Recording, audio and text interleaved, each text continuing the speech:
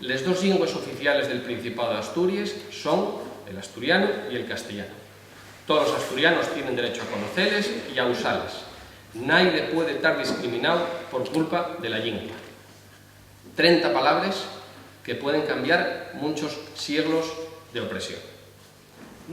¿Y cuánto nos iba a costar la oficialidad? Nada.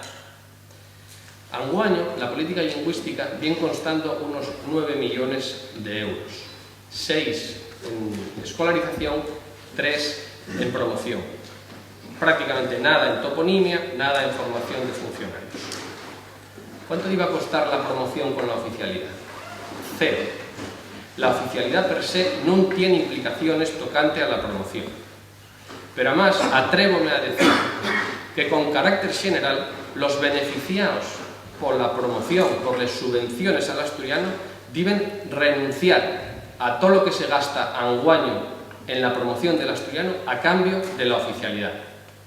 Porque un portavoz del gobierno, falando en asturiano, es más eficaz que 100 millones de euros gastados en pegatines. Y porque a lo último estamos falando de otra cosa. La oficialidad no es cuestión de perres, es cuestión de respeto.